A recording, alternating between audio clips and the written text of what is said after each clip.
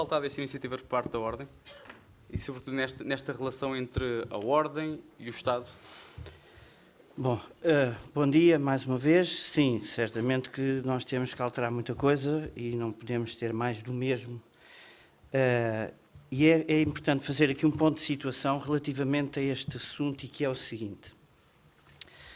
O Estado desmaterializou a relação do contribuinte com a autoridade tributária, mas quem pagou foram as empresas e os contabilistas. E é estranho como é que em todos os processos de mudança há sempre H2020 agora para investimentos em áreas de relevo, em apoio à iniciativa empresarial, à reestruturação, e nós não conseguimos convencer o Estado que não podemos fazer uma revolução tecnológica com o nosso dinheiro, nas nossas margens. Porque, na verdade, o que aconteceu foi que o Estado passou a responsabilidade para o contribuinte, mas é o contribuinte que tem que fazer o investimento nessa desmaterialização, adotando todos os seus processos e os seus programas que utiliza e que são onerosos relativamente a essa relação. Por isso, eu acho que fazia todo o sentido nós sermos considerados também uma área de prioridade no investimento, na reconversão tecnológica para corresponder com esta necessidade do Estado, mas devíamos ser apoiados para isso. Portanto, não percebo, sinceramente, porque é que a Ordem nunca interviu nessa área, que eu acho que é uma área ainda por explorar e que nós devíamos assumir para nós. Exigir que, perante as obrigações que nós temos de transformar, de adaptar e de investir em tecnologia, que existam fundos apropriados para fazermos essa reconversão. Porque, na verdade, o Estado não nos apoiou em nada, só nos trouxe mais obrigações e, ainda por cima, obriga-nos a preencher aplicativos que não estão suficientemente testados sequer. E alguns contrariam a lei. Não estão testados, somos nós que o fazemos, ou seja, lançam as aplicações e depois nós é que detectamos os erros e temos que os resolver com o call center. É, por exemplo, um valor não percepcionado pelas empresas e pelos empregadores. As pessoas não percebem a dificuldade que nós temos em cumprir com as obrigações legais e o tempo e o conhecimento que nós temos de ter para o fazer. Portanto, a autoridade tributária e outras entidades públicas disponibilizam aplicativos para nós preenchermos não suficientemente estados. Somos nós que temos o encargo de testar, e depois vem a versão 1, a versão 2, a versão 3, a versão 20, a versão 40. Eu lembro-me que a primeira vez que fiz validar numa IES tinha 150 erros. Pronto, 150 erros. E depois tive que ir à procura de onde é que estavam os erros e tal, e depois já só tinha 50. E depois tive que andar dias a validar aplicações. Portanto, as pessoas não percebem o custo que isto traz para o contabilista, e uma coisa muito importante é que o nosso rendimento é o nosso tempo. Mas o Estado não percebe ou o Estado não quer saber? Eu acho que o Estado não quer saber. Quer é arrecadar impostos na altura certa, no tempo certo, e ainda com outra questão, é que se nós falharmos 1 minuto na entrega de uma declaração, lá vêm coimas. Eu recordo os colegas que não sei se já apreciaram no Orçamento de Estado para 2018, na proposta que está aqui em discussão, que o registro vai alterar, e não sei se já repararam a quantidade de novas obrigações e de coimas que aí vêm. Até coimas pela estrutura dos dados não ser a da portaria. Coimas por isso. É claro que depois os empresários que não sabem, não querem saber e estão desinteressados relativamente a essas obrigações, se houver uma coima aplicada por não cumprimento de um qualquer dispositivo, de quem é a culpa? É do contabilista. Porque o contabilista tem a obrigação de conhecer tudo e resolver tudo e algumas vezes tem resolvido.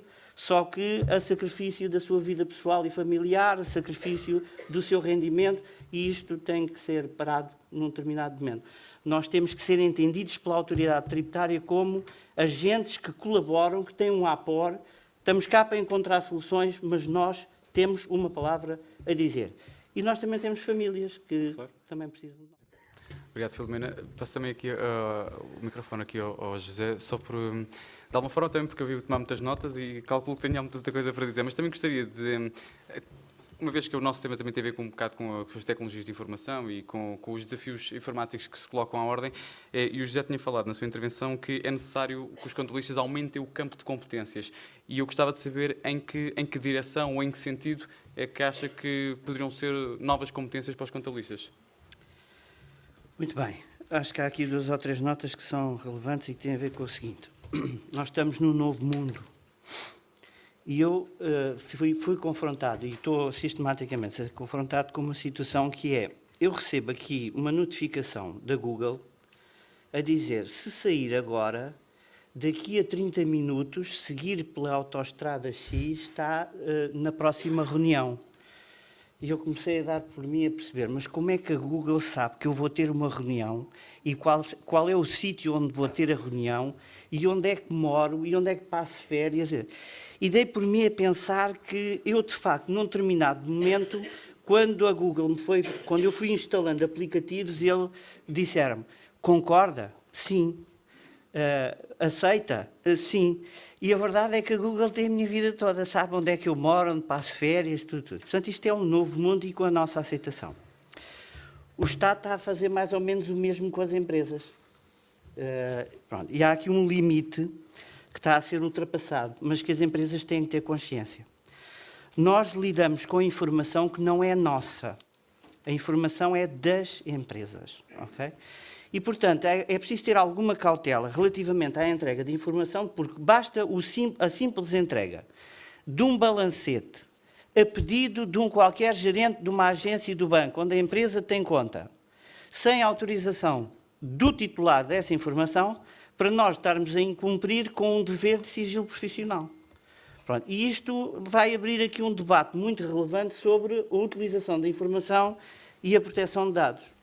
Aliás, os normativos que estão neste momento já em vigor e que vêm de diretivas comunitárias vêm trazer-nos novos desafios quanto à reserva de informação.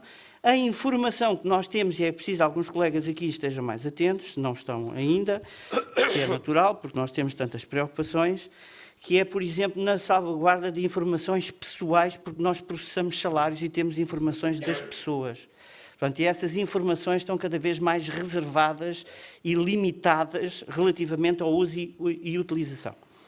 Portanto, há aqui um desafio e uma responsabilidade que nós temos que ter em consideração e por isso faz todo o sentido alertar as empresas, sejam eles contribuintes individuais, empresários em nome individual ou sujeitos individuais, quer as empresas enquanto seres sujeitos coletivos, que essa informação é deles e que está a ser usada, está a ser disponibilizada. Mas essa informação não é nossa, é deles. Portanto, eles é que têm que ter a intervenção pública relativamente à defesa da proteção dos dados. E a verdade é que nós temos assumido todas as dores deste processo, como diz Lopes Pereira e bem, a verdade é que nós temos assumido as dores todas, quer dizer, o Estado pede mais isto e mais aquilo e mais o outro, e nós fornecemos mais isto e mais aquilo e mais o outro. E eu acho muito estranho que a Ordem tenha feito uma proposta de alterações à lei fiscal e se tenha muito preocupado com a taxa de tributação autónoma, que é uma coisa que é preocupação das associações empresariais, e não tenha tido a preocupação de recuperar a palavra dolo no artigo 24, número 3 da Lei Geral Tributária, que foi uma perda brutal que nós tivemos relativamente aos nossos direitos. E, portanto, nós devíamos ter incidido sobre essa preocupação. A verdade é que nós temos um conjunto de obrigações que nos trazem um conjunto de responsabilidades e que estão desproporcionadas. E, portanto, a verdade é que nós temos de ter uma intervenção pública mais na defesa do processo, da nossa responsabilidade e, em cooperação com as associações empresariais e com os contribuintes, então, encontrarmos formas de ajudar a mitigar esses riscos de informação e entrega e a disponibilização dessa informação. Quanto a enfrentar o Estado, nós não precisamos de enfrentar o Estado, nós precisamos, como a Filomena disse bem, dialogar com o Estado. Porque, na verdade, a receptividade que eu também tenho tido, e não tenho o poder institucional da Ordem, sou apenas um candidato a verdade é que a receptividade tem sido boa, ou seja, nas reuniões que eu tenho tido com diversos agentes da sociedade, incluindo poderes políticos, a receptividade é boa. Nós precisamos é de fazer convencimento da nossa razão, porque nós temos muita razão. Mas partilha Temos partilha que também da opinião fazer da Filomena de que estão um pouco subalternos em relação à autoridade tributária quando deviam estar, hierarquicamente, deviam estar ao lado em relação a Sem estas dúvida agências? nenhuma, nós somos parceiros, nós não somos subordinados. E, portanto, Mas a realidade é essa ou somos subordinados? Eu acho que, não querendo fazer uma afirmação perentória, mas é a minha convicção de que nós temos sido muito subordinados Enteados. da autoridade tributária. Eu acho que é mais que enteados, um bocadinho mais. E, portanto, nós temos que inverter isso, mas invocando as nossas razões, porque nós temos direitos e nós temos coisas a aportar. Agora, é preciso fazer um diálogo com quem decide, e esse diálogo não tem existido, e eu tenho razões fundadas para dizer e sentir que, de facto, esse diálogo não tem existido. E, portanto, nós temos que fazer valer a nossa razão e encontrar formas de fazer convencimento se a autoridade tributária não percebe ou não quer. Se o Governo não quer mudar porque não quer enfrentar a autoridade tributária, então temos que ir à Assembleia da República, que é onde se legisla. E eu tenho notado muita receptividade do parte dos grupos parlamentares em fazer valer as nossas opiniões. Gostava também de ouvir sobre o alargamento das competências dos contabilistas. Quanto ao alargamento das competências, é uma inevitabilidade. Eu lembro e dou este exemplo. Durante algum tempo nós tivemos uma luta entre comércio local e grandes superfícies.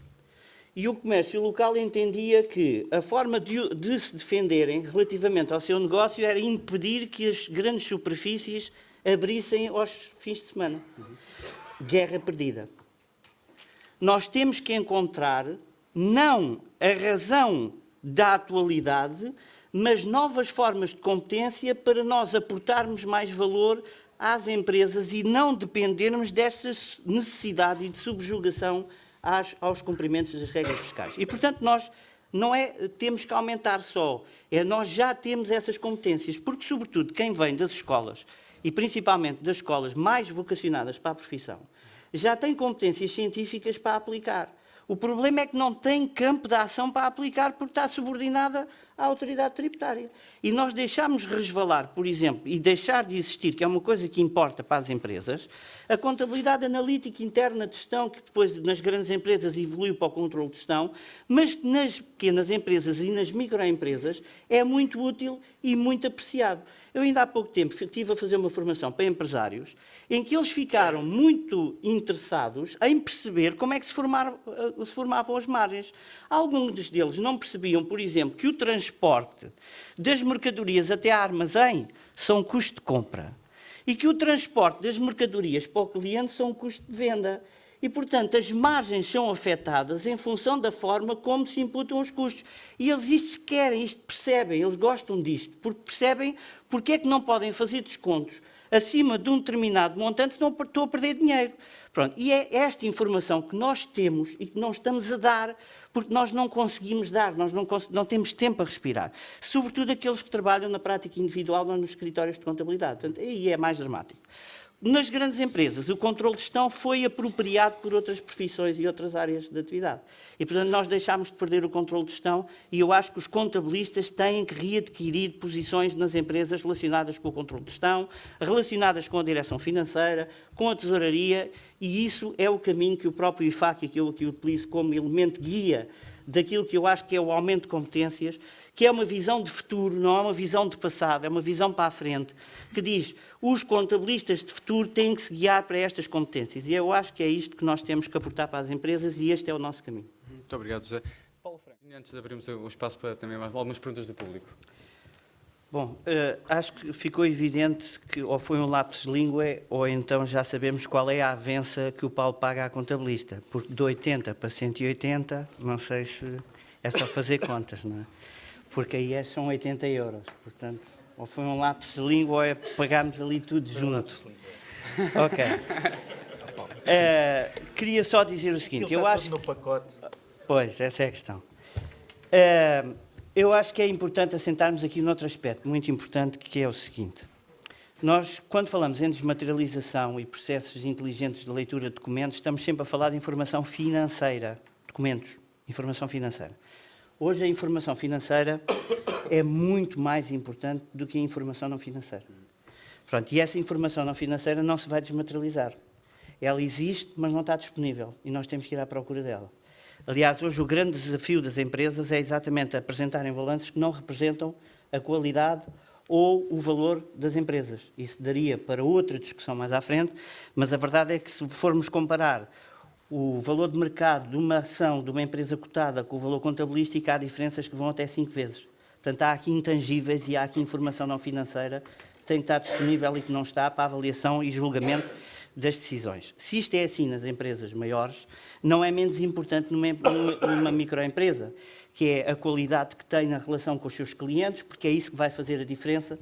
Quando não competimos pelo preço, temos que competir pela qualidade, pelo menos o Porter orientou-nos nesse sentido. E porque não estando no preço, temos que ter qualidade, quais são os atributos qualitativos que fazem a diferença no negócio. E isso nós também sabemos aportar para as pessoas, mais do que aquilo que eles já sabem, quanto é que têm no bolso e por isso quanto é que podem gastar. Portanto, a desmaterialização não é só a desmaterialização via fatura, há aqui um conjunto de outros aspectos em desligando dessa obrigação e, portanto, tendo outros mecanismos de controle sobre esse processo e tirando menos tempo ao nosso trabalho, se calhar vamos dedicar mais tempo àquela informação não financeira que é verdadeiramente importante e faz a diferença no negócio. Portanto, eu só queria deixar esta nota porque a desmaterialização traz-nos aqui vantagens, mas também nos traz desafios, que é termos cada vez mais que nos preocupar com a informação não financeira. Obrigado, José. Vamos só agora abrir o espaço a algumas perguntas. É certamente um grande desafio do próximo bastonário. José Araújo, aproveito também para dar a palavra para responder às questões que foram feitas, nomeadamente em relação à SAFT, em relação aos empresários, também, se quiser responder ali por causa da questão do LOSA. Muito bem. Relativamente ao colega, eu vou expressar uma questão de princípio. A Ordem, na minha opinião, e sendo eu bastonário, não tem nenhuma obrigação de intervir na relação do Estado com o cidadão. E, portanto, não contem comigo para fazer alterações de que a taxa de tributação autónoma é de 10 ou de 20, ou é injusta ou menos justa. Eu não farei isso. Eu até acho que a taxa de tributação autónoma é inconstitucional. E, portanto, quanto a esse aspecto, não contem comigo. E colocar algumas coisas que de processo nos interessam no meio de uma certa política fiscal que ao Governo e aos cidadãos e às empresas cabe, é estar a desviar daquilo que é o nosso foco. Portanto, o que eu referi, e volto a afirmar, é que comigo as preocupações são da classe. Aquilo que nos ocupa, aquilo que nos traz responsabilidade e o desequilíbrio que existe entre as obrigações e os direitos. E para isso podem contar comigo. Para andar a intervir na relação do Estado com os cidadãos e com as empresas, não. Quanto muito o que é que podemos fazer, e aqui faço a passagem para as associações empresariais, é explicar às empresas e às associações empresariais o que está em causa. Enviar o SAFT da forma como está é disponibilizar toda a informação sobre contabilidade. Mas isso é um problema dos empresários, não é um problema meu. Eu, quanto muito terei que pedir autorização para entregar essa informação. Mas essa preocupação, essa dor, tem que ser do empresário. Ele é que tem que perceber que nós estamos, em seu nome, a entregar essa informação. E, portanto, essa é uma preocupação que eu terei na relação com as associações empresariais e com as empresas, no sentido de dizer, atenção, nós estamos a entregar esta informação que é vossa, acham bem, mas isso são as associações empresariais que têm que defender os seus interesses. Portanto, não temos que ser nós a estar preocupados sempre com essas dores. A mim preocupa-me mais que, mais uma vez, o regime geral das infrações tributárias venha a aplicar coimas, porque a estrutura do fecheiro não é aquela que está na portaria. E, portanto, se eu não fizer as atualizações que o meu cliente não me paga, ele vai me exigir a mim a reversão da responsabilidade dessa coima. E, portanto, sobre isso é que eu não posso aceitar e, por isso, o processo tem que ser revisto. E, portanto, a nossa preocupação tem que ser no processo e não na relação do Estado com as empresas no que respeita à política fiscal. Se os escalões são justos ou injustos, é uma coisa que o Governo tem que explicar aos cidadãos. Nós estamos cá para depois percebermos como é que, de acordo com aquilo que nós temos de legislação e de meios disponibilizados pela autoridade tributária, neste caso em concreto, cumprir as obrigações, e se estamos em condições de cumprir as obrigações ou não. E se nos disponibilizam os meios para cumprir as obrigações no tempo certo. Isso é que me preocupa. não me preocupa se os escalões são desdobrados e as pessoas deixam de pagar imposto. Quanto muito isso é um alívio da carga fiscal, qualquer cidadão deve estar atento. Relativamente à experiência das listas, não partilho da ideia da colega Paula Franco. Há muitos círculos eleitorais que não tenho revisores e académicos e não considero, nem nunca ouvi dizer que era uma lista menos digna para representar a profissão e, portanto, o meu lema é unir para sermos mais fortes e é isso que vai ser representado nas listas que eu encabeço e tenho a honra de encabeçar pelas centenas de colegas que ao longo deste país tiveram... O debate há de ser agendado. Ok? O debate... É um aquecimento quase. Tem que pôr aqui água fria nisso, senão isso vai dar um problema. Muito bem. António Lopes Pereira, respondendo às questões que foram experiências feitas, por favor.